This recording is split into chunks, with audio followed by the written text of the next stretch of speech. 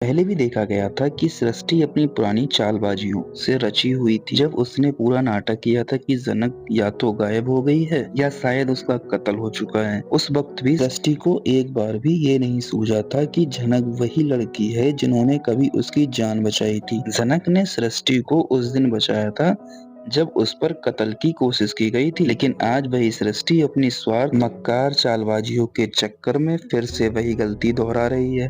और इस बार सब कुछ और भी ज्यादा उलझने भरा है। तेजस को बनाया अपनी चाल का शिकार। जी हाँ दोस्तों, सृष्टि ने एक बार फिर अपनी गलती को दोहराया, लेकिन इस बार मैदान में तेजस को मोरे के रूप में डाल दिया। उसने अपनी दूसरी चाल को खेलना शुरू किया, जहाँ तेजस को बेचारा बनाकर अपनी कत्ल योजना का हिस्सा बना दिया। सृष्टि के साथ मिलकर अर्शी भी अपनी माया जाल बिछाने में लगी थी। सब कुछ प्लान के मुताबिक चल रहा था, लेकिन जो होने वाला था वो किसी के सोचने से भी परे था। अनिरुद्ध के सामने सृष्टि और अर्शी सच्चाई का पता चलता है। जैसे ही अनिरुद्ध ने इस साजिश की सच्चाई को समझा, उसका चेहरा गुस्से और परेशानी से भर गया। उसने तुरंत सृष्टि और अर्शी का सामना किया, अनिरुद्ध को फिर से अपनी बातों में उलझाने की कोशिश की, लेकिन अनिरुद्ध अब उन दोनों की मक्कारी को समझ चुका था। वो चुपचाप सब कुछ सुन रहा था, लेकिन अंदर ही अंदर उसका गुस्सा अपनी चरम सीमा तक पहुंच चुका था। सृष्टि और अर्शी की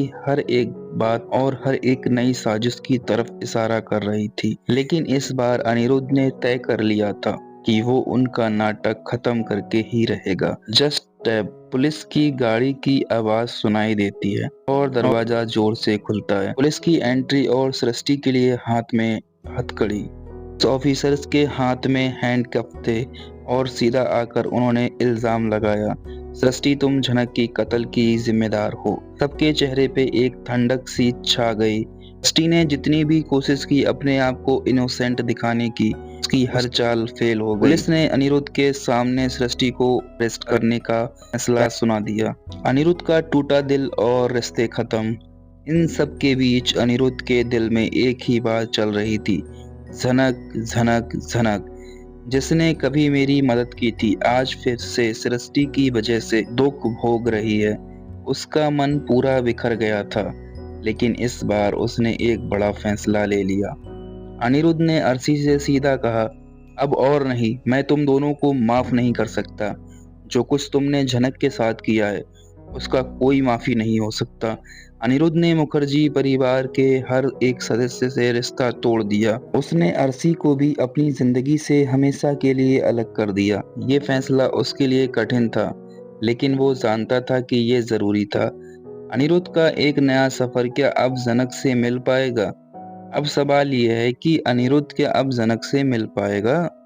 क्या जनक अब भी जिंदा है? क्या सृष्टि सच में उसकी मौत की जिम्मेदार है, या इस खेल में कोई और भी छुपी हुई सच्चाई है? अनिरुद्ध के मन में ये सवालों का एक समंदर उमड़ रहा था। जनक उसके लिए सिर्फ एक दोस्त नहीं है, उसकी प्यार है, उसका जीवन है, उसकी लाइफ है।